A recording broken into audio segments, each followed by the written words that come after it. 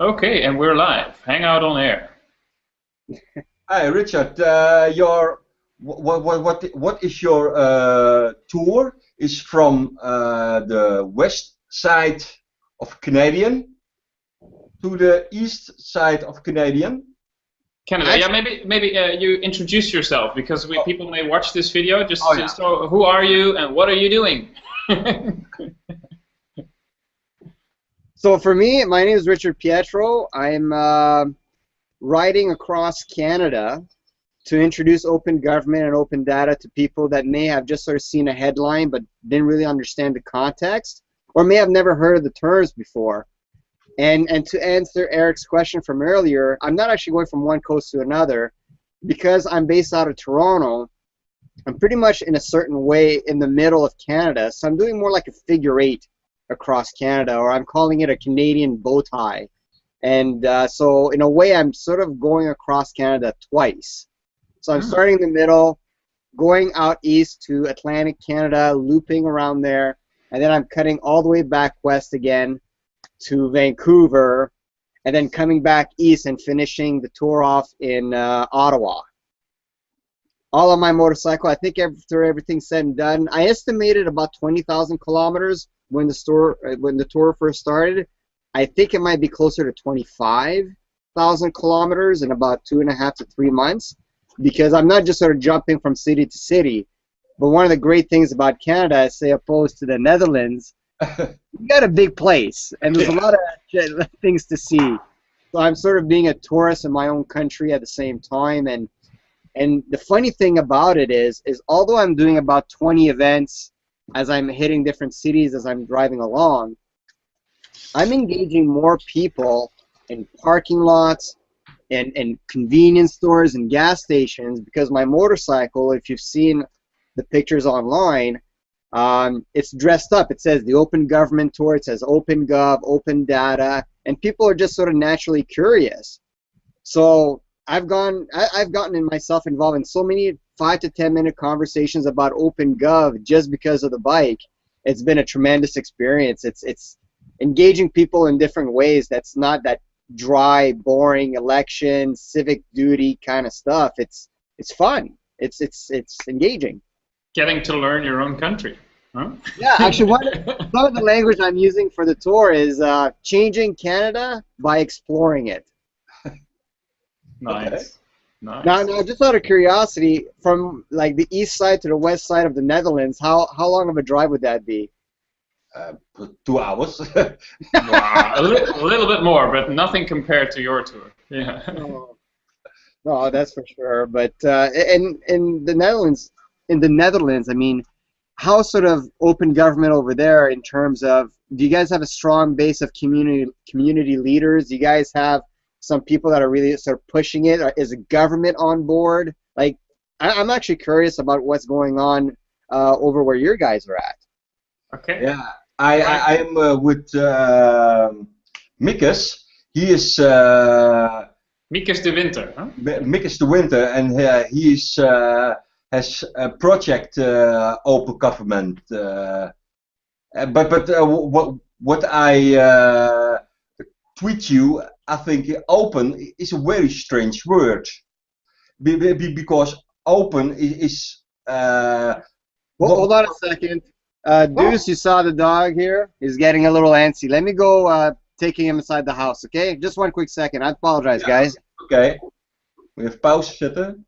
Nee, dat kan niet. Maar dat maakt niet uit. Dit moet waarschijnlijk toch een beetje geëdit worden of zo. We zien wel even. Oké, omdat het live is. Ja, nee, met mijn live is meer dat mensen mee kunnen kijken. Maar dan moet je de link ook gaan... of mensen kunnen er ook bij komen of meekijken. Maar dan moet je de link ook gaan verspreiden, hè, via Facebook of Twitter of zo. Oké, ja, maar dat is op zich ook wel een leuk idee om zoiets te doen. Komt allemaal nog. He's back! I am sorry about that. We had a dog emergency. Yeah, no worries. I'm going to take this off too. Okay, so you're not really anonymous here. So let us see your eyes for a second. Oh, look, he has a face. Yeah. So I'm open government, but I'm incognito. You know, I usually wear a brown bag.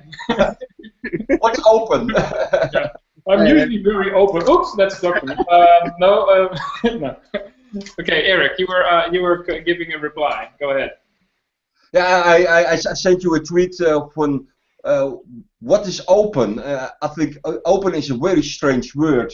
How much you earn? If you want to share it, okay, but not everyone's want to share it. And what's open in your opinion? Well, to me, it's funny because a few years ago, I started looking inwardly about myself. And I kept thinking, like, I'm asking government to be more open. I'm asking institutions, NGOs, corporations to be more open. But what does it mean for me, for a human being, for myself to be open? So I decided to start an experiment where I would lead an open life just to find out what it means to be open. And some of the first lessons that I learned, I created my principles for leading an open life, and they're based on this. Is a lot of the times being open is not about details, like sharing salary information or where you're going to be on this day at that time and where. A lot of the times being open is about intent, right? What are your intentions? Are you going to carry out those intentions? Like, are you going to be honest to them? And if your intentions change, have you communicated those intentions?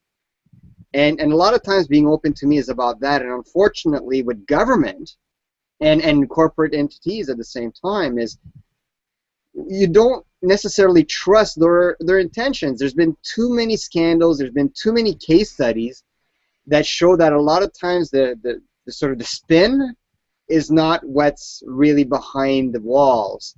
So to me, being open a lot of the times is more about intent than details. But in response to your tweet, I think the difference between open and closed is very simple. I mean, that's what binary is based on, right? Like, that's one of the simplest distinctions to make, is open or closed. What gets stuck in between is that sort of value system, right? How open are you going to be? You know, where's that line drawn? But I think if you stay true to the values of that, being open is really more about intentions and being collaborative and taking the high road as opposed to the low road.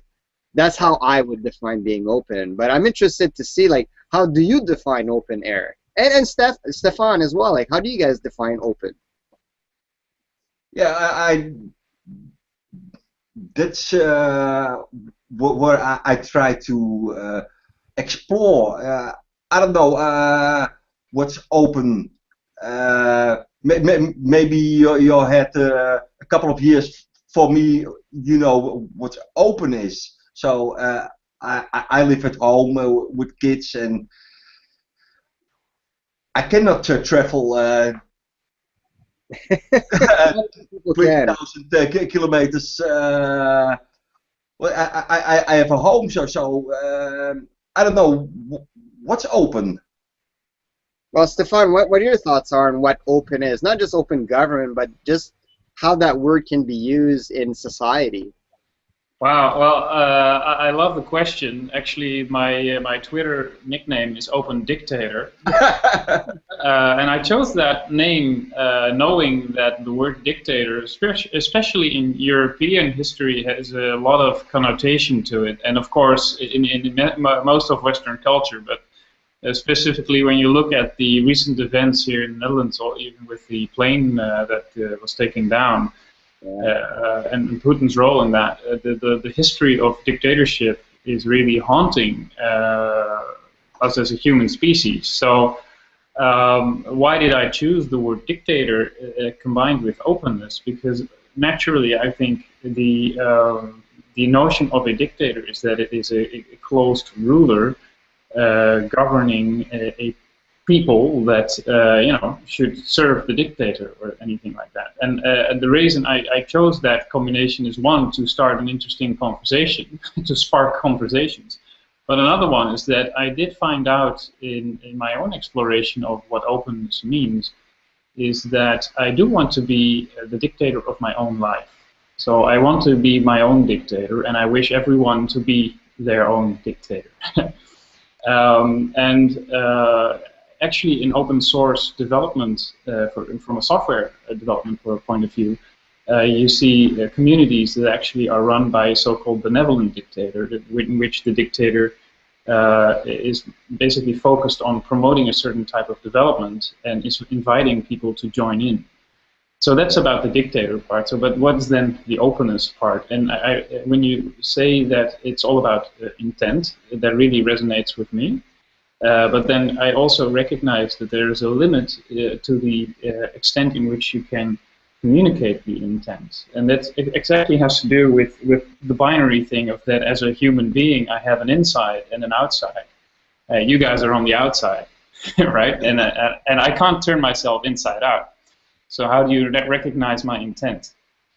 And that's what communication is all about, of course, that addressing the proper value systems, as you put it, Richard. I think it's spot on. It's when you go out into the open, you encounter all sorts of value systems. And some people want to survive, some people want to make a buck, some people want power, some people want communion. There's a lot of motivations to do things. And in being open, I think it's really about tuning into the value system of the people you are dealing with.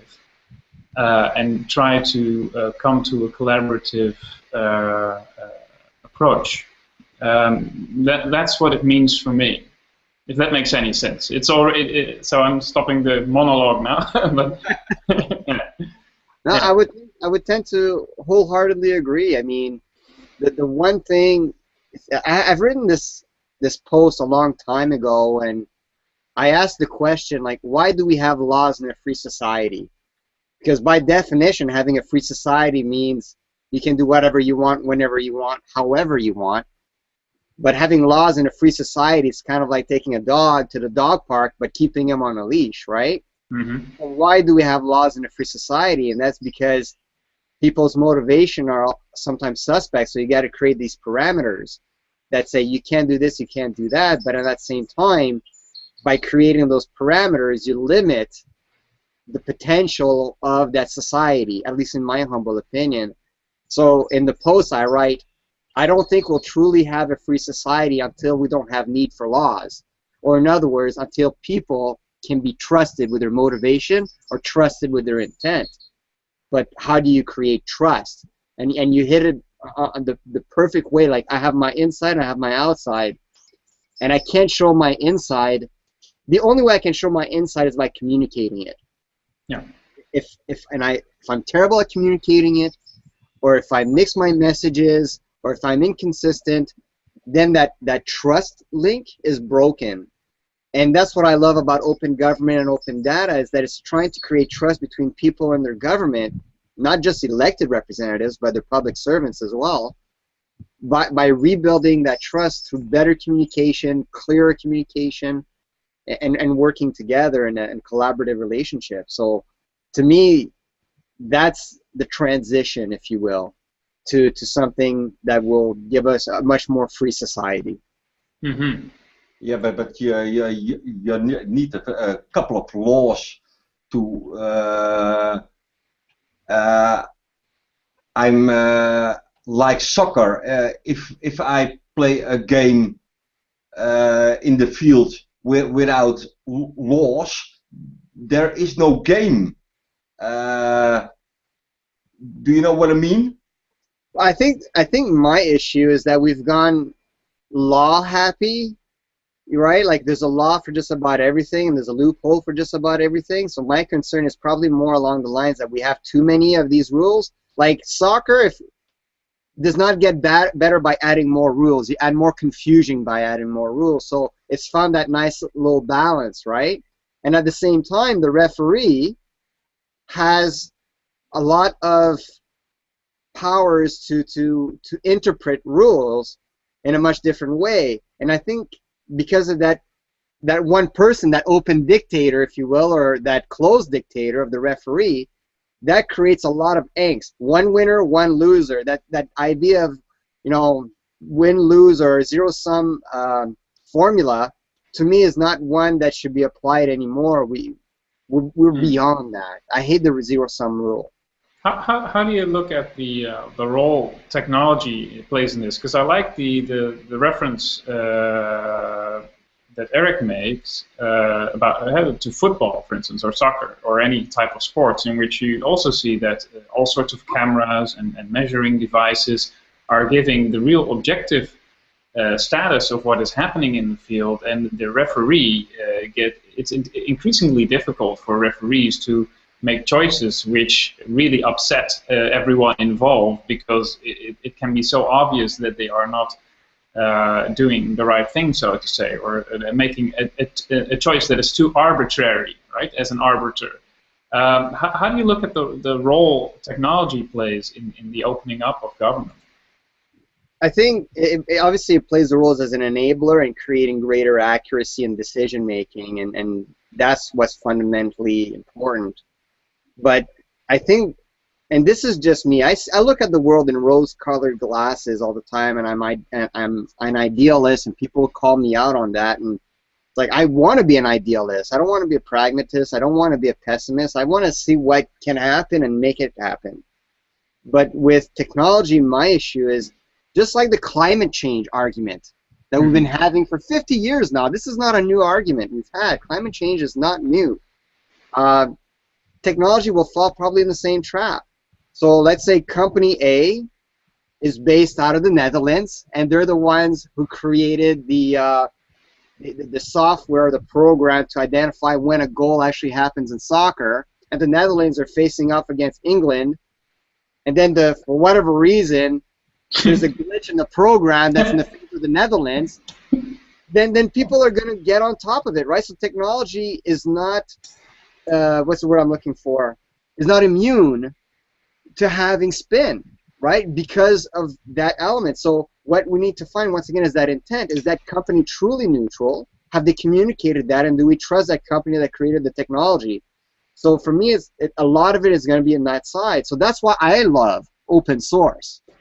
And I think that's the answer fundamentally is self-regulation. eBay did a great job of that, right? People were selling to each other. You couldn't really monitor who are the good guys and who are the bad guys, so they created tools that say, well, we'll let the community decide who they're going to buy and sell from each other, and eBay is out of the conversation. It's like, you knew about Stephan before you bought from him. Yeah. You had a terrible rating. You took that chance. It's not our problem, right? So we need to find that sort of medium in there, so that the technology does not make decisions for you, because whoever created the technology is ultimately responsible. But if the community is able to self-regulate through technology, then the decision is on the community, and that's where a lot of the ambiguity is lost. I very much like what you're saying there. Well, being a fan of open government, that's why we have this conversation. But because it touches on these subjects, I found very inspiring examples from, for instance, Wikipedia, which also has that self-regulating quality. But also something like Second Life, which even inspired me more, maybe on that level, when it comes to policy making, because it's very visual, a quality that Wikipedia has less. But I know that in Second Life there have been very creative explorations of what you can do in that world. Also things like vandalism and all that. But you have people basically defining the laws themselves and reinventing what it means to create law. When you enter Second Life, I know there was a group of protesters there who would put themselves on fire to protest against certain types of rules being adopted in the Second Life community. But it's a very creative way of exploring what it is what is desirable and what is not. It's basically a way of starting over almost. It's yeah. Are you afraid that you're getting yourself into the matrix by going to the Second Life in terms of detaching yourself from reality? I mean, I've never been on Second Life. I'm not necessarily sure I like the idea of Second Life. But then once again, what is a person's intent? Like, who's the real Stephan? Who's the real Eric? Is it the Second Life person, or is it the real life person? And who am I going to interact with? Yeah, I totally like your question, because it's a way of exploring the world, but definitely not the only way, as it is an abstraction or an imaginary world, right? It's not at all as solid as, for instance, this screen over here. So I agree on that part. It's just more when it comes to a theme that is relevant for me in my work. I work on vision development and scenario development. I find it important or relevant to develop ideas that have a certain chance of survival and growth towards the future by using imagination, but also simulation and all that. And I think having a virtual world is a way of exploring that. But of course, you know, you can use acting and movie making and all that, and well, many different ways of exploring that. It's just, well, in this case, it's just an example. And I do recognize that there is a certain risk attached to it. For instance, if you set up these, put on these Oculus Rift type of visors, yeah, it's one step further even, right? It's like you get a totally new perception. It's weird, but it is out there, and it will. Technologies like that will evolve, and I think one thing that open government should contribute to actually is feeding into the dialogues needed to explore as a human species. What is it actually that we want to do? What is desirable also in tech development? Because I think we can create all sorts of things, but if the exchange between policymakers and people creating stuff and people using it, if that exchange is not happening in a productive or healthy way, we can end up in society that is, in the end, not desirable for anyone, I think. So for me, opening up government really is a matter of hygiene toward. That's a great way to put it. Yeah, hygiene for democracy. Yeah. And actually, I got a question for Eric related to that, because I know in Canada, and I'm getting a little upset about this, because the politicians and a lot of the entities around here are trying to sell open government and open data from an economic perspective, that it makes economic sense to go in that direction. And I'm personally afraid that these value systems, these intents, and so on are going to be lost in that mix. But Eric, I'd like to hear your take on the approach on bringing open government and open data to people. Do you prefer the approach that, say, I'm taking with the Open Government Tour in terms of a value-based transparency, blah, blah, all that kind of stuff? Or do you prefer more the sort of the headline media side of open data and open government is good for the economy, is going to create jobs, is going to make government spend money much more efficiently, it's going to act as kind of like, you know, putting the hammer, like turning the public into a judge and jury against government? Like, what's your take on how open gov and open data is being positioned around the world, and particularly in the Netherlands? What I think that's why ook we has start this podcast. I think that a lot of entrepreneurs want that the government rules everything, and if we have a crisis, the government help us. I think it's a stupid idea, because you're an entrepreneur, so behave like an entrepreneur and don't let it depend on the government. The government can help you, but it is not that.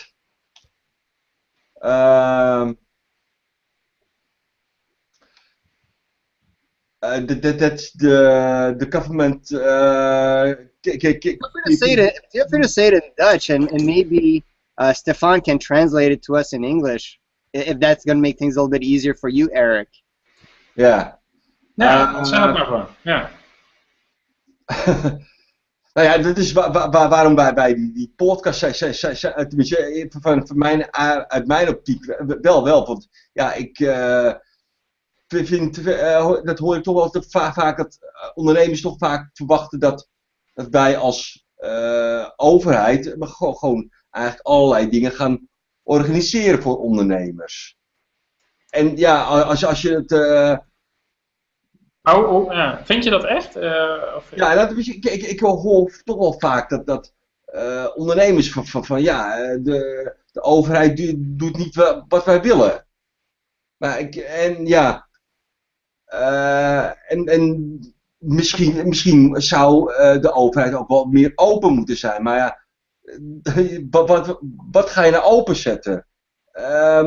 Moet je nou maar alles gaan openzetten en zeggen, nou ja, oké, dit is het. Maar ja, volgens mij vindt het ook niet iedereen dat fijn, dat alles maar open is en dat we het maar gewoon zo op straat gooien. Ja. Ik zal even proberen een soort van vertaling te maken. I guess the main thing is that Eric's experience is that entrepreneurs expect government to take action to promote entrepreneurial behavior, but in the end, entrepreneurial behavior is also about being able to take care of yourself and your business. So it raises a lot of questions, certainly from the economic perspective. What really needs opening up in the government? What is it exactly? Certainly, if you don't look at just subsidies as a way of getting a business up and running or making it grow, I guess it does have to do with a certain type of transparency on why certain decisions are being made. But then, of course, there are a lot of forces that don't have any interest in making that transparent, because of course in the end it is also about politics, and politics is played also through obscurity. It has it needs obscurity to operate. And that's unfortunate, Eric. And that is funny because one of the things about me before I got into open government and open data is I was just one of those guys, like a regular sort of citizen that got fed up and decided to take action. And the very first thing that I did was actually run for political office. I actually was in 3 elections in Canada in consecutive years. And the one thing that I learned after that is that the environment dictates behavior, and the political environment is extraordinarily rancid. It's based on gamesmanship, playing. So one of the things I like to say now is, going back to sort of my idealistic world, is a politician has to make one of these 2 choices. Either accept the responsibilities of governance or play the game of politics, because you can't have both, in my humble opinion. And that's why this open dictator idea, this benevolent dictator, I'm not entirely sold on it, because it's funny, I mentioned the Matrix earlier, but I really do think at the end of the day, it all comes down to choice, right? Mm-hmm. People want to have the choice, and whether or not Mother Teresa made the choice for them, or Stalin made the choice for them, or Bush made the choice for them, it doesn't matter. They want to make the choice for themselves, at least believe they're making the choice for themselves. Yeah. And that's the important thing to me. Okay, yeah, just to comment on that, because I like you hook into that term. I think the essence of open source is that you can create your own source, right? You can find a source to work with, and you can certainly in software. And I know it's software. The world doesn't run on software. Let's say, I'll just say that for now. But but you can fork it, right? You can say, okay, I have this code, I learned things, because I think education is a lot like this, right? Yeah. You learn certain things, and some through education, and most of it through life and environment, right? Which dictates behavior. which is a way of looking at the world. But anyway, you can make your own choices, and I think sharing the way you come to choices, reach choices, is actually a way of empowering each other to dictate your own life. So that's more the intent behind it. So it's certainly not in a paternalistic way, but really in a way of, well, I empower myself so I can help empower others, and through that we empower each other. more that idea. Yeah. Yeah, there's a great quote that I love from Tolstoy, and I'm going to modernize it a little bit, and it goes like, everyone thinks about changing the world, but nobody thinks about changing themselves, right? And if you're able to change your own sort of behavior, but it's so hard in this society, right? Because everything is based on the Bachelor and becoming the next Groupon and making $1 billion. And that's why I love this idea of the triple bottom line, is that we need to bring in other consideration into this equation of, you know, the social good. And that's why I love things like B Corp and collaborative workspaces. And this is not something that was mandated or legislated. It just happened naturally, like evolution, right? And Yeah. it's beautiful to see this action. And one of the things I like to say about OpenGov and open data is we have a saying in English that goes, necessity is the mother of invention, right? So if you need it, you'll create it. I like to say that we need to trust our government. We need to trust our institutions. We don't right now. So we create OpenGov and open data. That's our invention to create that trust once again. And it's very natural. It's very organic. And that's why, going back to what you were saying a little bit earlier, Eric, I totally agree with, is that entrepreneurs should not just depend, like they should organically grow and get what they need, but at the same time, if they're being given obstacles all the time, if government is not open, they're not an enabler, then that organic growth gets delayed. But it will happen. I really believe it will happen. Yeah, but if I look to the a couple of ministry, I think I have an idea that there are kingdoms, different kingdoms, and everybody has his own view on the world. Yeah. And they try to make another ministry to make a blooper or something like that. I think if we want to have an open government, so if the one government, one ministry blames another ministry, I think it's stupid. That's the game. That's the game that I refuse to play anymore. And actually, that's one of the reasons, Eric, why I've opted to stay as a waiter at a restaurant. Because not working for a government institution, not working for a corporation, the only person I'm accountable to is my own reputation, right? There are some people I don't want to work with, and I don't work with them because I don't believe they understand the values of what OpenGov and open data are. I would rather, the way I label myself is I'm not an expert in OpenGov, open data, I'm not an advocate, I'm not an activist or a lobbyist. I call myself a fanboy, right? Like those Star Wars fanboys. I celebrate it. I want to focus on the good, not on the bad, and focus on that behavior, right? That's the big thing in Canada right now, because I'm sure you guys in some form or another are familiar with Rob Ford, the mayor of the city of Toronto, right? Yeah. He's become a circus unto himself. I need to check in on it. Yeah. Oh, don't do that. You're feeding the beast. Stop feeding the beast. Don't you want Rob Ford to disappear? Stop looking at him and stop talking about him. You want to stop talking about bad politicians? Then stop talking about bad politicians. They'll go away. Stop feeding the beast, people. I'm sorry. I'm sorry.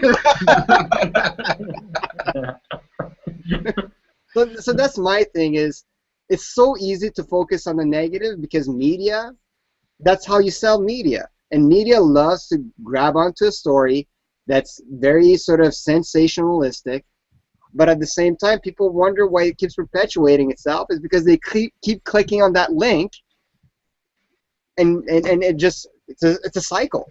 Yeah, I actually, on that note, what I really like about your tour, the Open Government Tour, because you mentioned communication before, communicating intent, and I think actually by doing something and by telling people about what you're doing, you are actually showing what it. If you're walking your talk, so to say, as you are communicating by exploring the country. And Eric and I have started to create a podcast, basically out of because Eric, I knew Eric from some, let's say, open government related activities from 5 years ago already. But Eric was saying, well, we should have more fun. By having fun, we can become rich. Something like that. I thought, oh, I want to be rich, of course. But I was certainly appealed also to the fun part, because it's quite easy for me to become very cynical when I watch the news.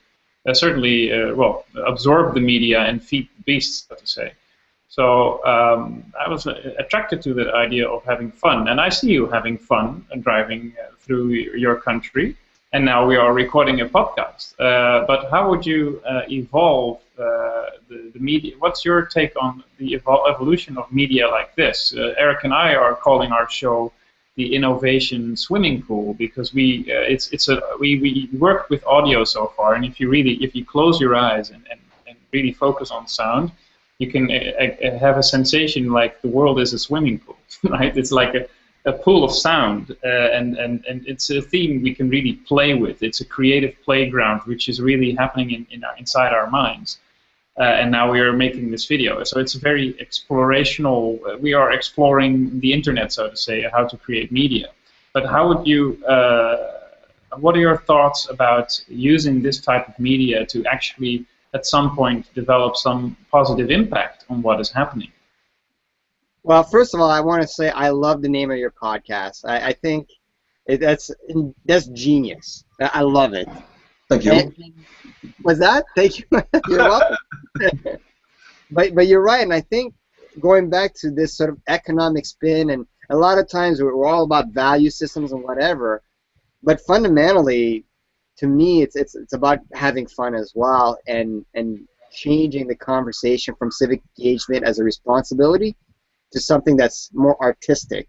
It's creation, right? Not fine arts, but it's this act of creation like Seth Godin has talked about in the past. But in terms of the evolution of the tour from a media perspective, I really don't know. And that's the thing that I find interesting and scary at the same time, because one of my biggest concerns is that media will take this and spin it into their own thing, right? Mm-hmm. Saying, who the heck does this kid think he is? You know, what does riding a motorcycle have anything to do with open government? And just sort of ruin the message just to sell the story. But at the same time, in order to reach the public who don't know about open gov and open data, I need media outlets such as yourself and sort of the mass media to be on my side. So it's kind of funny, but for me, the sort of lowest common denominator is, once again, my own reputation, right? I walk the walk, I talk the talk, I try to be true to my intentions, I communicate them. If they change, I make sure that to let people know they change. And at the same time, this is, I'll tell you a quick little story about the tour, if you don't mind. Mm-hmm. So the tour started officially with the Toronto event, where I was very secure. I knew the community very well. I was the city champion for Toronto, so I knew the guests. Everything was well under my control. When I went to Montreal a few days after, I was brand new to the city. Like, I knew the guests by reputation, but I did not know them very well. I did not know the tone of the city very well. In terms of community interaction. at the same time, the event in Montreal was bilingual. So, you know, we had to sort of make accommodations for English and French. There was a lot of things about Montreal that didn't go as I hoped it would go. But when I first started the tour, first speaking about the tour with my patron, Make Web Not Wars, I said the tour has got to be open source. It will make mistakes as it goes along, and what's important is that we don't hide those mistakes and that we learn from them as we move forward. And because of the feedback from the Montreal City Champion, a gentleman by the name of Alec Mocnatsky, the invited guests that were in the audience and the audience itself, we talked about what went wrong, maybe not wrong, but what could be improved on, like the constructive feedback. We didn't hide that feedback. We celebrated it, saying this is what we're going to have to do. We published the information, and then for the Halifax event, which was a week later, which was the next event in the queue, it was by far the best event I've ever had in my life when it comes to OpenGov and open data. But we didn't hide Montreal, right? Montreal, like, if this was a regular government institution, they would have tried to sweep it under the carpet saying Montreal was an aberration or, oh, it was nothing, it was nothing. You gotta, once again, instead of saying what went wrong in Montreal was because of Montreal's fault, not my fault, it's like I looked at it like Montreal went wrong because of me. I didn't do the right things, and I got to learn from what people tell me. I can't be so arrogant to think that I have answers. And we applied those to Halifax, and at the same time in Halifax we had a great city champion, a gentleman by the name of Jamie Newman, who had his own vision of what the event would look like. And one of the things, once again, from the very beginning that I was telling myself is that, one second here.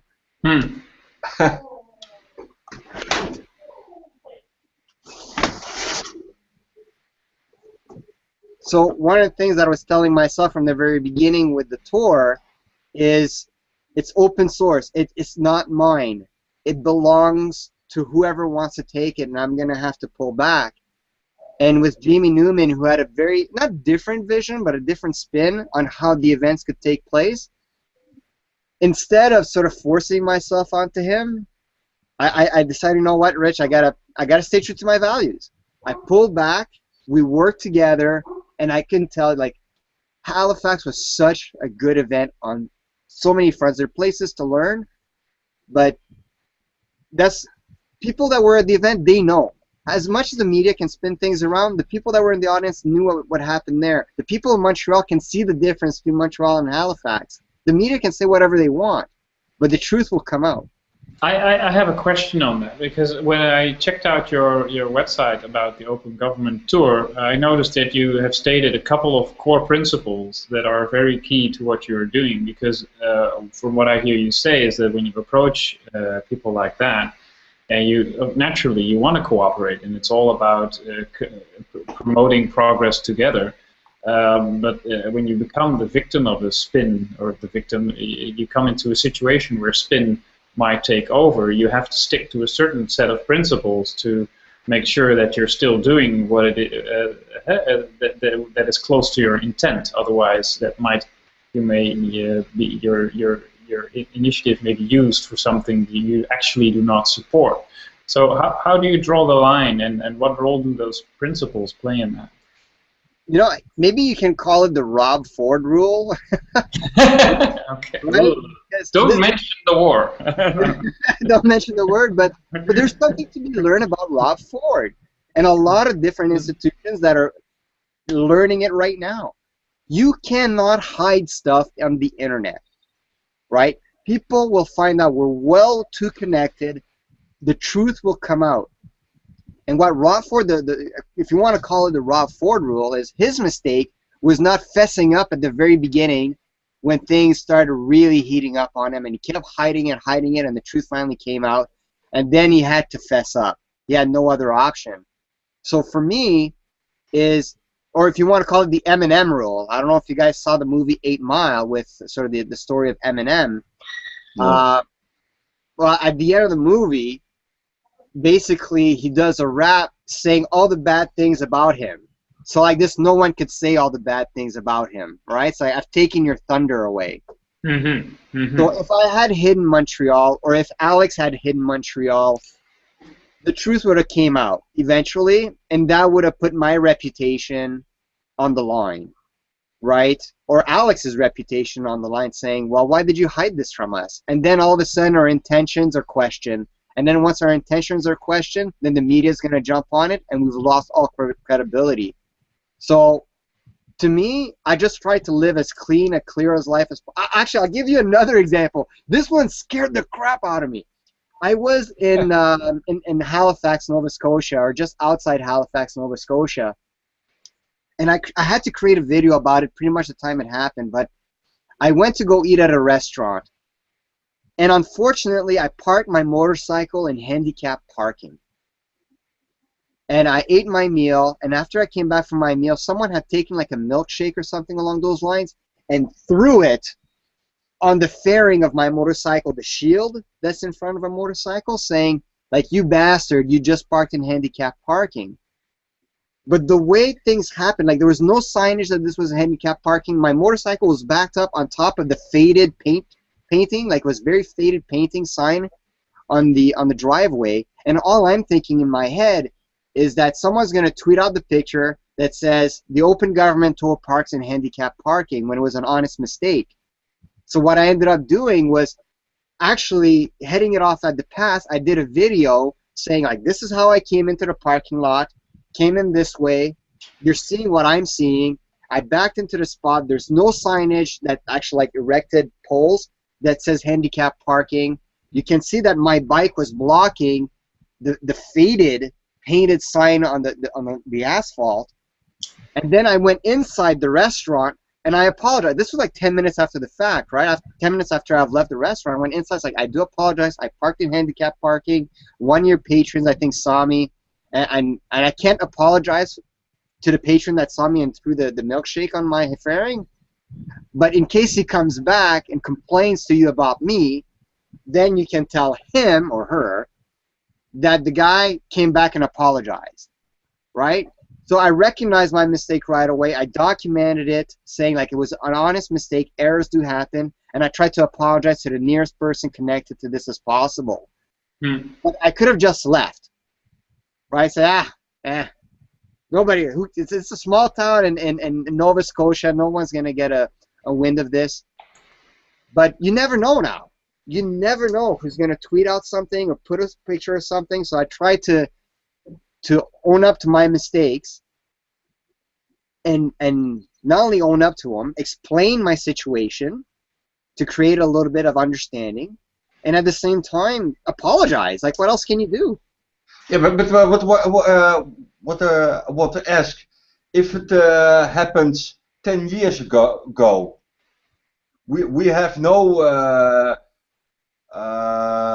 Twitter, so maybe you have drive away, or?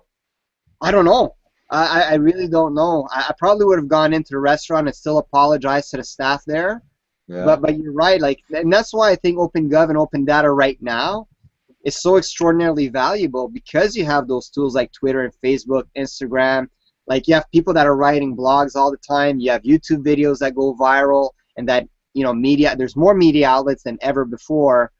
So it's funny because a lot of times people talk about, like, I don't want to put my information online. Like, I'm a very private person. I don't want to put my information online. So when you look up a person, like we'll say Bill Johnson, and you don't find any information online about that person, you got to wonder a little bit, right? What are they hiding, or is it just because they have nothing online? But by that same token, if you take control, like you were saying, Stephan, if you take control of your own destiny and you put the content that you want to see online, like what you're all about, and then some media outlet comes out and says this person is the devil, then I have like a whole library that refutes those facts, right? I have saying, like, sure, I have my moments where I make mistakes, and I've been a cad in my life. Believe you me, my past, like when I was in my 20s, I was an idiot, right? And I think all of us were. Yeah. But the thing is now, like, I've recognized that fact and I'm trying to fix it, and I'm trying to take control of my online persona, which is me in real life, and communicating that, like taking that inside person, Stephan, and putting it on the internet as much as possible.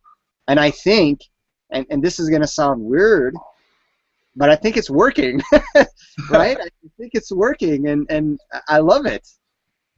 Yeah, I like it. You mentioned so that was about taking the thunder away, as Eminem did in the movie 8 Mile. Yeah, Eric Schmidt, the former CEO of Google, has this term. I saw that on a video at a presentation he did at one of the Ivy League universities. I don't know exactly for when, but there was an important quote there. He said, he wanted the whole room to repeat it. He said, "In God we trust," and the room said, "In God we trust. All others bring data," and then all others bring data. Which is to say, well, hey, that's all about radical transparency. We trust you if we can verify that you are trustworthy, which also ties into, and this was from before the whole NSA discussion erupting when David Snowden appeared on the media radar. What is your look over your perspective on the NSA situation? Well, before we get into that, yeah, I'm going to take a few moments here to introduce you to the city champion for the city of Charlottetown, which is where I am right now. We're going to be holding an event on Tuesday. Her name is Jody, and she's been, this is her home. This is obviously not my home, but feel free to say hi to the nice people here. This is Stephan and Eric, and we're actually... Nice to meet you. Same. Thank you. I love the setup here that he has the outdoor interview. Yeah, so Jody was kind enough to sort of lend me her home while I'm here for a few days and do these kinds of things, and her internet bill will be a little bit higher because of this conversation. No problem. It's all worth it. And that was Deuce, her dog, earlier that you saw, so I just want to make sure that Jody gets the credit for putting on the Charlottetown event as city champion before we're going further. No credit needed. So grateful to have Richard here to have the event in Charlottetown and to really raise awareness of open government here in Charlottetown. So thank you for doing it. Thank you to give Richard the space that he can talk with us. Thank you. Well, we're so happy to have him here. Okay. Okay, I'll let you continue your interview, but very nice to meet you. Bye. Bye. Jody. Nice. So you're living the sharing economy dream, huh? Just about, and I think this is more pity, right, than the sharing economy. Charlottetown knew. Jody knew that I would be in Charlottetown. I would have no place to stay, and as city champion, she's like, just you can stay at my place, and it's nice to have people that really believe in the project that you're working on to that level that they give the key to their home. So as a city champion, what role does she play in daily life? Oh, and she's a public servant. She works for the federal government for Veterans Affairs, but she also does a lot on the social media side. So she has sort of two jobs into one kind of deal, where she works for Veterans Affairs in Canada, but at the same time she does a lot of federal government social media training, and she's part of the youth network. She's part of an informal community of federal employees across Canada that try to stay connected offline, and she really sort of helps and believes in open gov and open data. And actually that's one of the things in Charlottetown is, although this is sort of known as the birthplace of Confederation for Canada, it has very little in terms of an open government or open data footprint. So really, for the open government tour, like in Montreal and Halifax, there was already a canvas, right? You know, so we're just sort of adding to the canvas. The canvas here is pretty much completely blank. So it'll be an interesting dynamic as to what happens in Charlottetown. And that's what I mean, like each city has its own tone, and the tour has to adapt to those cities, as opposed to asking the cities to adapt to the tour, which would be sort of the more traditional government way of doing things. But to answer your question about the NSA and my perspectives on Edward Snowden and WikiLeaks and all that, I just go back to that saying that necessity is the mother of invention. We need to trust our government, and to me, it's no surprise that entities like WikiLeaks and Edward Snowden come out of the woodworks. It's also expected. It's not a surprise that the U.S. government would call him a traitor, and the rest of the world would call him a hero. It's no surprise that. How can I say this? It's no surprise that the reaction of U.S. citizens is mixed, because it's such a confusing time that we're in. We don't know what to believe anymore. It's almost like the term that I like to use, like we're in a transition, right? Transition into what we really don't know, but we're definitely in a transition of society in terms, at least Western society. I can't speak for anywhere else. But our Western society, we thought that we had the best of the best. Our democracy, our society was as good as it gets, and that we couldn't progress any further. And then there's a few people, like the three of us right now in this conversation, that believe that we can even have better than what we have. And we're trying to strive towards that progress, but we need to sort of break the molds of the past first. And to me, people like Edward Snowden are shaking those foundations or breaking those molds. And I think, to me, they're necessary. Although they may create a more insecure world. Transitions are always difficult. Quitting smoking, losing weight. Changing culture is never easy. That's why you have things like going cold turkey. It will get worse before it gets better. The calm before the storm. Whatever you want to call it.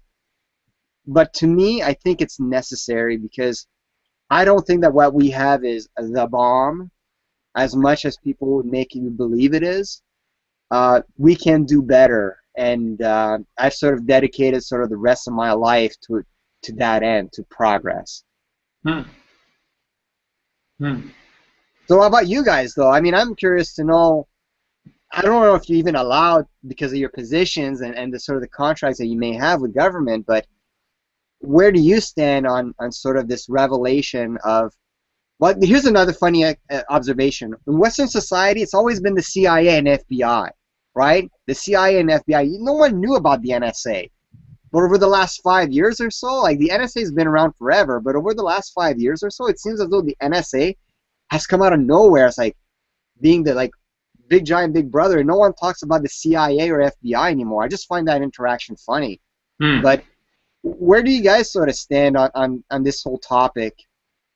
Eric, perhaps you, and maybe you want to say it in Dutch first, because it's such a sensitive issue, and I'm sure you don't want the translation to misinterpret what you're trying to say, so feel free to not say it in English.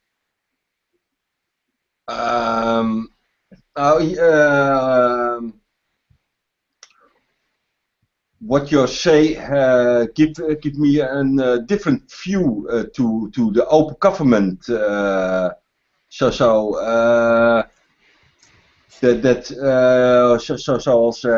M&M make the thunder of it.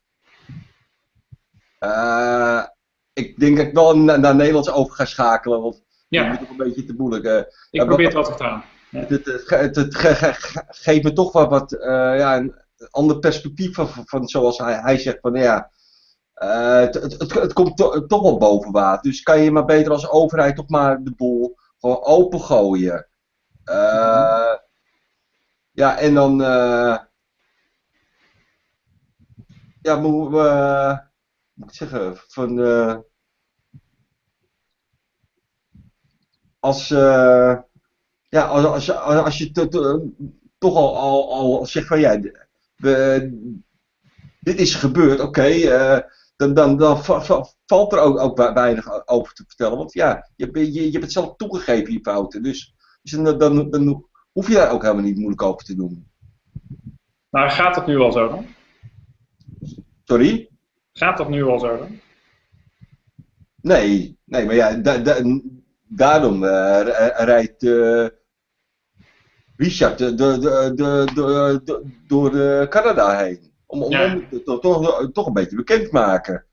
Misschien moeten wij ook zal ik op mijn scooter gaan door Nederland heen rijden. Om eigenlijk een beetje dat bekend maken van ja, dat we toch als overheid toch wat meer open moeten zijn.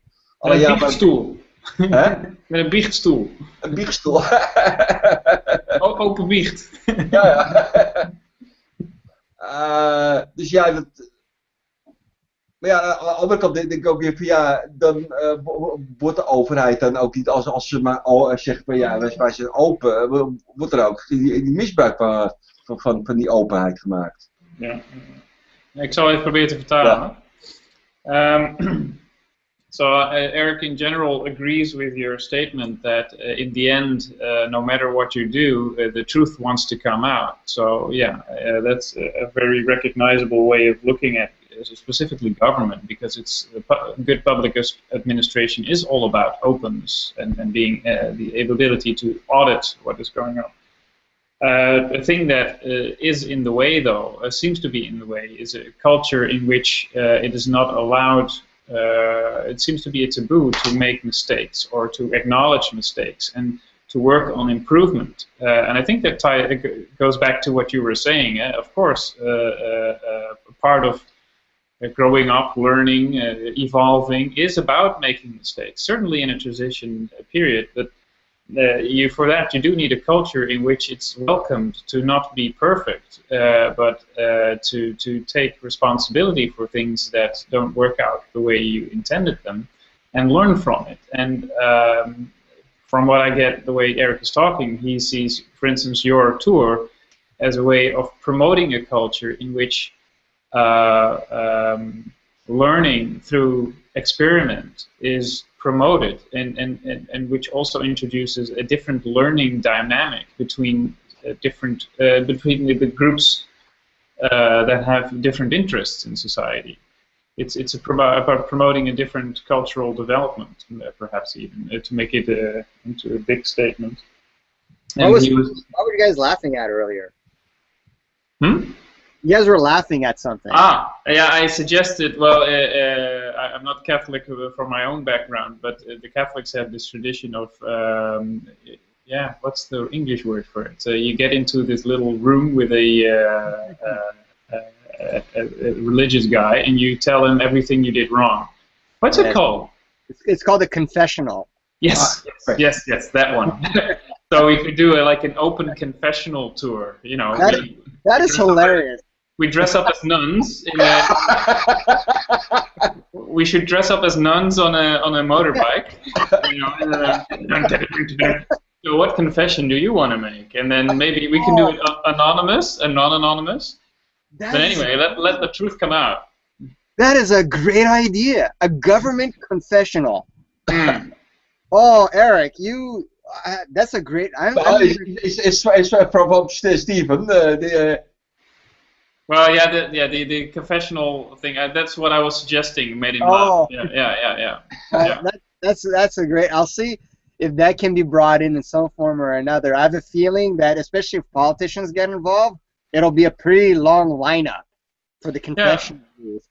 I know Eric from an experiment that took place in the Netherlands from a Ministry of Economic Affairs, which was called Community of Talents. It was based on the book published by Charles Ledbeater from the UK.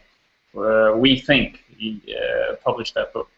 And it was also about interactive policy development. And it was really promising, I think, for involving stakeholders in the development of policy and rules from a very early stage, and it was considered from the government perspective as a experiment, because currently we are in very different type of weather. Policy development is very closed down, and there's actually a term. A way of expressing this, which is famous in the Netherlands, in which one of the politicians said that people don't want to know how sausages are made. You want to eat sausages, but you don't want to see how the sausages are made, because you might not appreciate the sausage anymore. But that's exactly the point, because in these days we do want to know where the sausages are made of. Where did the animal live? Was it treated well? These days we do want to know how the sausages are made, but apparently the culture from a governmental point of view hasn't evolved to that level yet. The analogy that I use is I find it interesting. It's very similar, but in the last 10 years, like DVD releases and Blu-ray releases all have like the behind-the-scenes feature, how the movie was made, and some stories in the background, and people are probably more engaged in the behind-the-scenes feature of a movie than the movie itself. And that's what I like to say about open government a lot of times in terms of engagement. It's not just people don't necessarily want to provide their feedback because they recognize they're not subject matter experts. They just want to know how the movie is made, right? That's it. They want to be a fly on the wall. They're curious. That is a human quality, curiosity that should not be stifled. And the moment you create that wall, that's the thing between open and closed, is that creates more curiosity. Pandora's box is a metaphor or an analogy that exists for a reason. People want to know what's inside the box, but you got to be careful. The thing is, government should not be Pandora's box. Like, this is the people that are supposed to represent our best interests, that are supposed to protect us, that are supposed to enable us. So what the heck could they possibly be hiding? I really like that, because before you mentioned that something, I can't rephrase it correctly or paraphrase it correctly perhaps, but maybe you can recall it. It's about the blurred lines between governance and politics. So maybe politics is about Pandora's box. It should be, because you deal with really hairy issues. It's polyethical, right? That's where the term you have all these ethical decisions that are mixed and intermingled, but governance in itself shouldn't have that quality. Yeah, I love that polyethical thing as opposed to political. Yeah, that's gonna be tweeted, by the way, Stephan. All right. But the line, it's not my quote, but anyway, go ahead. Yeah. I'm hearing it from you, so I'm quoting you. All right, thank you. But the line was, politicians need to make one of these two decisions: accept the responsibilities of governance, or play the game of politics, because you can't have both. And I think that's probably right. That's where Pandora's box belongs, is all the machinations that take place on the political side, which unfortunately have an impact on our lives. You know, I remember first hearing that this, I don't want to say this policy, but this strategy of military bases or factories, and you put these factories in small little towns that have nothing, but that's as a way of saying, all right, well, now that I've given you this, you're going to give me that, Mr. Politician, right? Like, I've given you more votes, you're going to give me what I need. And that sort of altruistic reciprocity, I don't know if you guys have heard that term before. I think it's so unnatural. It's natural but unnatural at the same time. Like, I'm nice to you, Stephan, because you're nice to me, but when ego and power and selfishness comes into altruistic reciprocity, like, I'll put my factory in your riding or in your county or in your ward in favor of votes, then it spoils the relationship and it spoils that trust. And once again, it goes back to that zero-sum game. Some people win, some people lose. Some people win, some people lose. We got to find that win-win, that place where, it's no longer zero-sum, it's win-win. And then to me, that's what collaboration is all about. And that's why I can't deal with political gamesmanship. That's why I call myself a recovering politician, right? I tried it. I could change things. I recognized that it would suck me up and change me, and I got out. There's a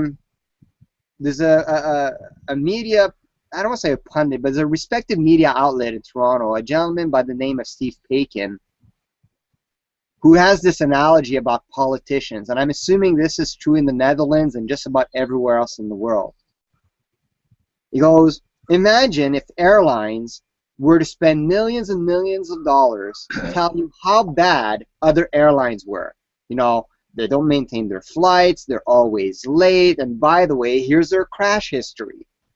And imagine if those other airlines were to spend millions and millions of dollars in advertising as well, saying, no, They have terrible maintenance of their planes. They're always late, and here's their crash history. And you, as an audience, watch these ads all the time for your entire life. How secure would you feel about flying, right? You never buy a flight because you keep reminded all the time that flying is the worst thing you can possibly do. But politicians, that's what they do all the time. Don't trust that politician. That guy's conniving. That guy's a jerk. That guy's gonna ruin this country. And then they wonder why we don't trust them, right? Yeah. And they're spending a million of euros or dollars on it. Yeah, it's an insane relationship. It's one that I don't understand. Actually, one of the things that I did in the last few weeks is I pulled my old campaign rhetoric and televised debates, like dating back to 2006. And the language I was using was, I don't want to play that game, folks. Like, this is something that I've been living for 10 years, right? I don't want to play that game. I have it on tape from 10 years ago. And when I would bring it up to their attention, all politicians come up with this difference, all right, this statement, is that we need to find a way to separate ourselves from others. That's why they do this kind of political campaign, and it's to separate themselves from others, which to me makes no sense at all. I've written about this before. Like in the political arena, it's called coalition governments or something along those lines that's very evil and bad. Teamwork is like the one skill you must possess to have a job in real life, you know? The ability to share is the first thing that you learn in kindergarten. But in the political arena, this collaborative spirit is the worst thing that could ever happen, and that's why I say it's a game. It's Team A versus Team B versus Team C versus Team D or whatever, and who's going to win? Zero-sum game, right? And I'm tired of that. I'm so freaking tired of it. You guys have no idea. Yeah, it's listening to you talk about this makes me wonder. Since you were mentioning Canada is a federation, right? It's you have a Dominion of Canada, yeah. Yeah. So you have a federal government, and for us that would translate as Europeans, because Eric and I both live in the Netherlands, but Europe is transitioning into a more federal model. I don't know if I phrased that correctly. I didn't have an education in this domain, but this is what I hear, and it makes sense to me, though. So we're moving into a more federal model as Europe. The European Union now is moving more to a federal model where, like, you'll vote for like you, Stephan and Eric, will vote for the European president, the European Union president that will govern over like Italy and Netherlands and all those places. Is that what you're saying? Well, currently we don't have a direct voting procedure like that in place right now, and not in the short term. It's all via delegations that in the end do elect a certain president for a certain time. But the political power in Europe is becoming more dominant towards the future, and it's taking place now, certainly because of all the instability in the banking sector. A lot of the financial consequences of that are now have been factored into a new model, which will certainly strengthen the power Europe has over the involved countries. But brings a lot of tension as well. And when you mention the opening, you are currently in a city where there is not a lot of open data available right now, right? They're like open government virgins, maybe from the ICT perspective. And in Europe, I think the Netherlands at least seems to be quite proactive in opening up data sources. Actually, the Central Bureau for Statistics opened up a huge amount of data sets last week, and now the sets they delivered now comprise 30% of all the open data available in the Netherlands. So it seems that there is quite a proactive drive from this country to promote open access and all that. because we also have we are supposedly quite advanced in ICT infrastructures, the way people are educated and all that. So the digital part of society is I think, for European point of view, we are in some aspects ahead of the game, I guess. But from what I hear you say, with these different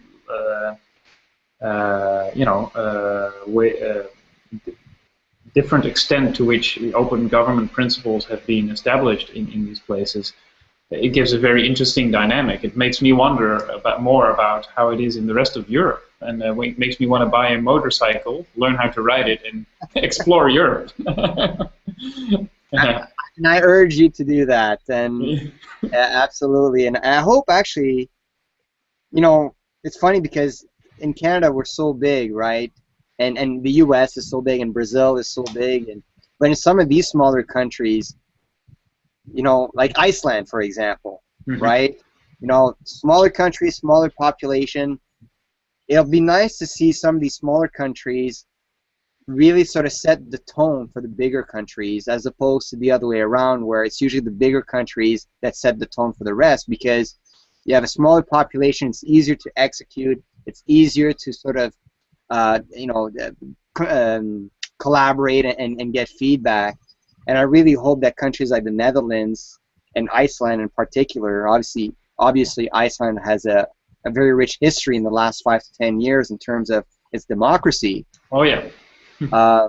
It'll be interesting to see if the big countries around the world, the G8 if you will, adopts the policies, like if they can show hubris, essentially, like we don't always have the answers. Look at what the Netherlands is doing. Look at what Iceland is doing. And how can we take this sort of like laboratory experiment to them and apply it on a larger scale? That's something I actually never considered before, and it's a very good point. I like that. Yeah. Yeah, but what I think is difficult, if you have a model and you have to enlarge it, then there is not always the same effect. Yeah. So well, sometimes it's just best practices, right? It's not just the model that you replicate, but it's how you applied the model. And if you're cognizant that there'll be differences, like if you can put into your model the fact that things are not going to be the same, and you can adapt as things move forward, like an app, right? You launch an app and you build on top of that app based on feedback. And maybe if countries started doing that based on some of the alphas or the betas of the Netherlands and Iceland and Belgiums of the world, I'd be interested to see what happens, instead of the big giant guys saying, no, this is how we're going to do it. Well, that's exactly what I like about your story, and I think your motorcycle tour is an excellent metaphor for really, stringing, even with the figure eight movement. It's an excellent way of stringing together all these venues, because it's basically an open invitation to evolve the story. It's not a finished story. It's open-ended, even, right? Where are we heading? Yeah. It's funny because there's a lot of folks in Australia, Gov Campus, with Hallison Hornery and John Wells, that are helping me out with the tour. And I said, if I'll be more than happy to do the tour in Australia, or you guys should do the tour in Australia, but instead of doing it with a motorcycle and going around the country, you should circumnavigate Australia in like a sailboat and stop at all the port cities in Australia to talk about open government, and do it that way instead, and bring your own spin, like fork this project into your own vision. And I certainly hope that it takes off and begin something. I don't know, maybe it won't, maybe it will. All I know is that this is what I got to do. If I don't do it, then I'll only have myself to blame, and at least I won't have any regrets on my deathbed. But are you carrying a camera or not? Oh, I have several cameras. I have a GoPro camera. I have my cell phone camera. I try to take a lot of pictures. Video is a lot harder to take with the GoPro, although the GoPro takes excellent footage, but the battery lasts almost nothing. like with the extra battery pack that I put on it, it only lasts maybe 2 hours. It's difficult to view because it has no viewfinder on it. Mm-hmm. So you sort of got to gauge where you're viewing. The microphone on it is suspect, and you can add a microphone, but it's a whole operation. And since I don't have a production team, I got to do it all by myself. So I get involved in these great conversations, like I was telling you, in parking lots and gas stations and convenience stores. Yeah. But they're so impromptu and fast. I can't say, all right, hold on a second, Stephan. I want to get my camera out from my bags, and 5-10 minutes pass, and I plug everything. All right, let's continue the conversation. Yeah. It's almost impossible for me to do that. Yeah. So, but I try to capture as much as possible by myself. But you're absolutely correct. I do have cameras and maybe as a proxy, because actually, you mentioned the creation of films before, and that actually participating in the making of is an interesting dynamic that people really can engage with. What my experience is, my company is actually called Funnel Vision, because I'm not a civil servant. I try to be an entrepreneur, but but funnel. So it's really like funnel, yeah. Funnel, yeah. It's a play on the tunnel. Yeah. We're playing the tunnel.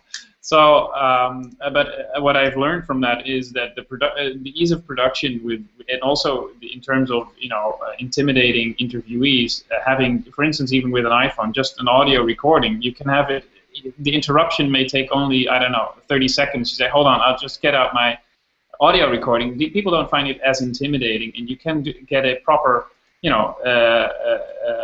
recording. And maybe if you write down the details, at some point in the development of your narrative, you can decide, oh, okay, I've now linked together all these stories. I may want to go back to these particular stories and make a more high-grade production and publish it in such a way that we can also across the globe develop a storyline about what it means to be open government, and even in a transnational setting. Because in the end, working with climate change, we need transparency also globally on how governments are operating, I think. But this is just me talking out loud. But I never considered to use my phone in that perspective. I don't know how the call quality or the recording quality would be, but I can definitely try it out. Just with an iPhone, it's excellent. It's.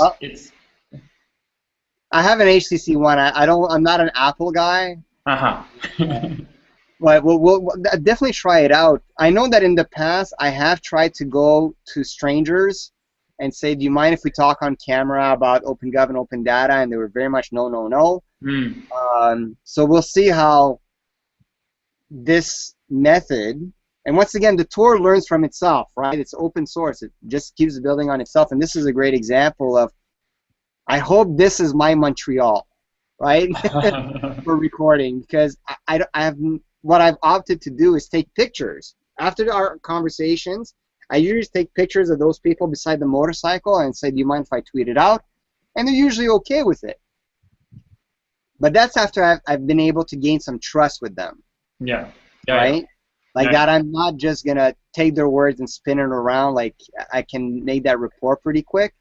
But we'll see how much easier it is with your method and see if the quality is good. Yeah, that's a great idea. Hey, Stephan, dat zou ik eigenlijk net te denken. Het zou eigenlijk net zoals 100 keer 100 moeten zijn.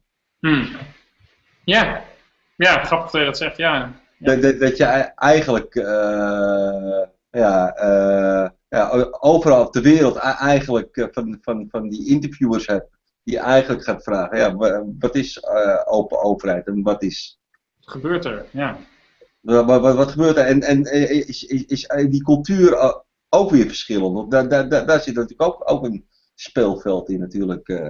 Yeah, Eric and I, since we are exploring how social media works in relation to opening up government, we are also both participating in an experiment that is informally supported by our Ministry of Internal Affairs, which is about people using social media to interview their aldermen at the city council.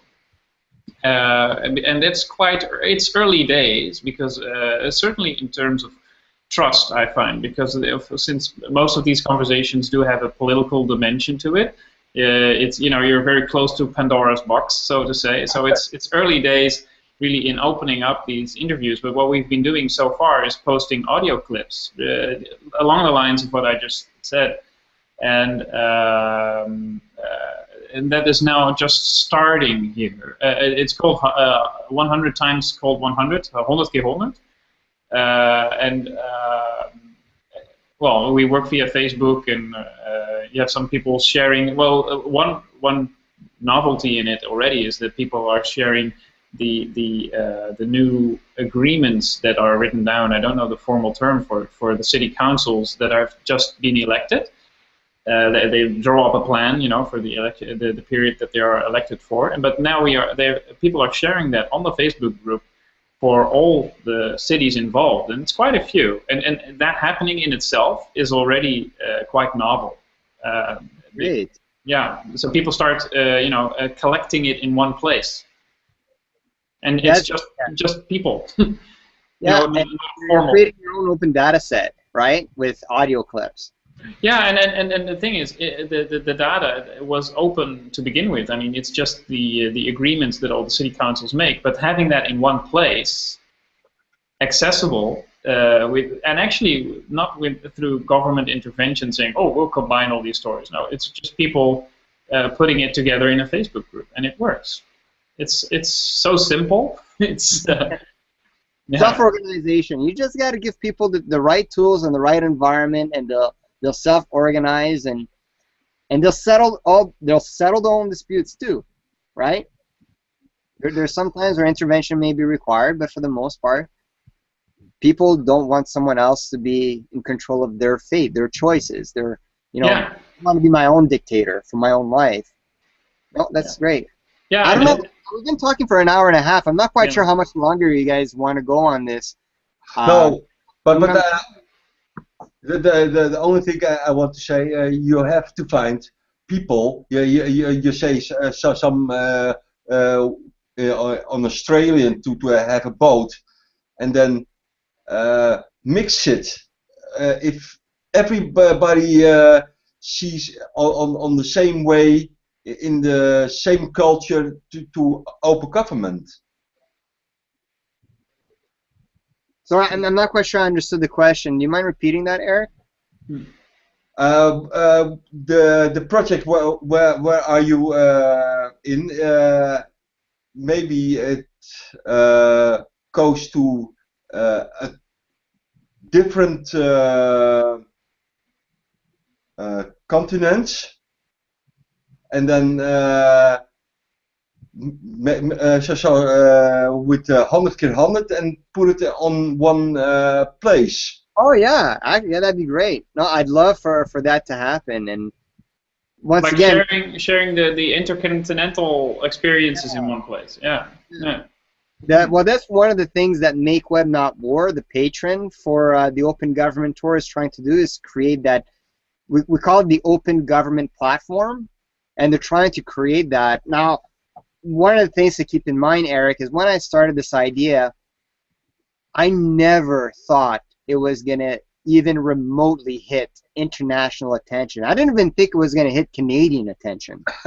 And I was just, quite literally, I wanted to ride across Canada. I wanted to talk about OpenGov and see what happens.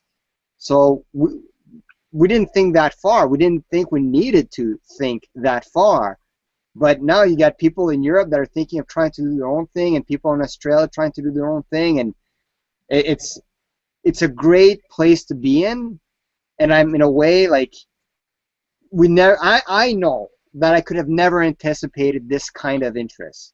So, but you're absolutely correct. Like the folks on Make Web Not War are already on top of this in terms of creating that one place for all potentially. Like if you wanted to do your own Open Government Tour, you, Stephan and Eric, would have a place where we would enable you to do that.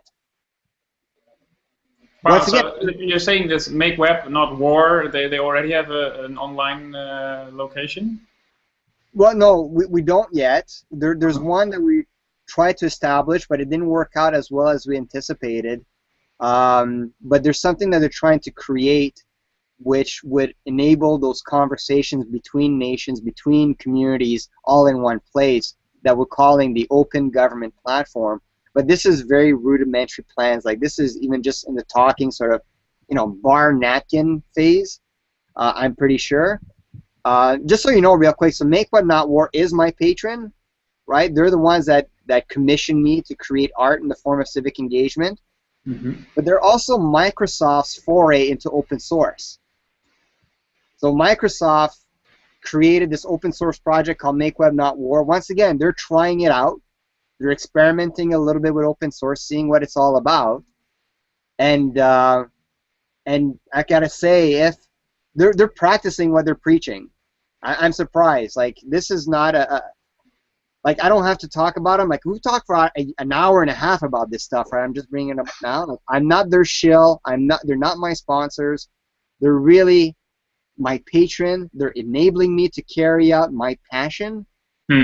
Hope that kind of relationship exists between government and the people, corporations and the people. Like, I don't have to report in anything. I don't have to submit expenses in the traditional sense. They're quite literally enabling me to carry out my passion. And that is so empowering that I can't even put it into words. But they've seen, because they took a chance on me, because they took a chance on the Open Government Tour, and because now there's international interest in bringing this elsewhere, they want to enable other individuals and other governments to do the same thing. So they're I don't want to say they're scrambling, but they're trying to come up with an answer to Eric's question, which is the kind of relationship you want to see between corporate and public. Interesting. At least in my opinion. Yeah, interesting. And it's good to hear that Microsoft, as a backer of Making Web Not More, is experimenting more in this domain, because actually, I think it's actually, now you mentioned that they probably have to go through a similar transition that a lot of the governments have to go through. Absolutely. And certainly Google is not per se the moniker of open source, because a lot of the stuff they do, the Google core data, it's not open, right? It's a closed Pandora's box. Yeah. The joke with Google is, as you know, it's like our mantra used to be "Don't be evil." Now we're in the business of buying military robots, right? And the environment that we're in right now, our societal environment for Western society, is so weird. I love it. Yeah. There are so many options available to us right now. Like, we can go in that direction, in that direction, that direction. I don't think that as a society we've been faced with that many options to pick our own faith, like choose our own story. And I'm just doing my share that we choose the open government, the value-based system, that going back from earlier, like that idealistic society where we don't need laws to keep us in check, that we self-regulate, that we're good people. And I think the NSAs of, like the Ed Snowdens of the world, the Microsoft testing out things of the world, the open government partnerships of the world, these moments are all going in the right direction, in my humble opinion. You make me a happy man. for the moment, yeah. For the moment. Then you're gonna open up your web browser and it's gonna go to a Rob Ford story, and you'll be like, And he did say, "Don't look up Rob Ford." No. But they throw it at you all the time. Don't mention Rob Ford. No. That's right. I'm gonna stop too. But thanks so much, guys, for putting this together and letting me be part of your world here. And this is something that I'd like to continue. Maybe like I don't have a podcast for the tour, but I really like the dynamic that we had. And although Gov Campus is doing some stuff and a few other people are doing some stuff, I think this interaction was a lot of fun, and I'd like to explore it further as the tour goes along, as a way to investigate the tour, investigate open government, and just sort of put our thoughts on record, if you will. What's the best way to follow your storyline from where we are? The best way is the OGT14 hashtag on Twitter. I send out my updates, which I do weekly updates as a newsletter, which I got a draft today. I'm trying to do some videos as well, slowly, but this is something that's a lot more official on my side. It seems like it's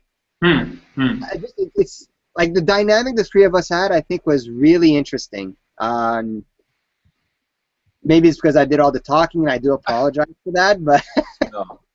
But I'd really like to investigate more what's going on in the Netherlands, especially since you guys seem to have really embraced it at a government level, and much like your idea with the iPhone and just recording real quick right then and there, like what can I take from the Netherlands and bring back to the tour?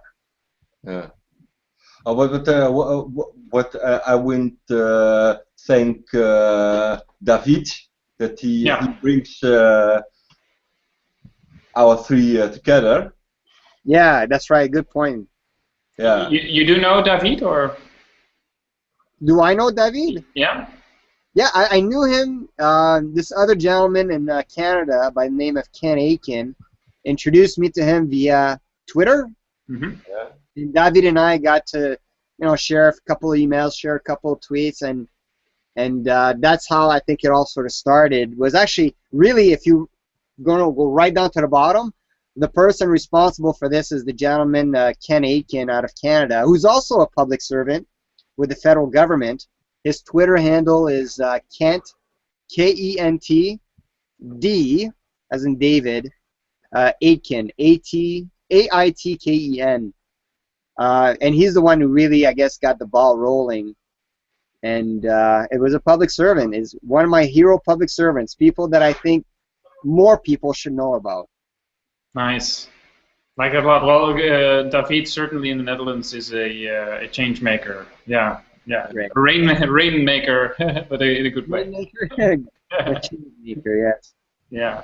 Well, I think that about wraps it up. We can explore the more podcast ideas in the future, and maybe bringing David into it as well. Yeah. Yeah, certainly. And some other people I noticed on your LinkedIn profile, you're linked to Ton Zijlstra as well, who might be Ton Zijlstra. Tom who? Ton Zijlstra. Doesn't ring a bell? Right now it doesn't. I'm rarely on LinkedIn. Okay, well, he's really an open data guru for the Netherlands, but also involved in a lot of the European stuff. So who knows? We could do some cross-pollination, things like that, and may really make it more of a bit of a directed interview, so we really get to the core of some of the knowledge exchanges.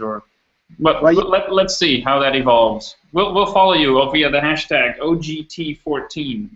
That's right. That's right. Good. Well, thanks so much, guys, and yeah, this is a little seed that'll blossom into something. I see it happening already. Yeah. Nice. Okay. Thank you so much, Richard. Yeah. Thank you. Both. Okay. Bye-bye. Okay. Bye-bye.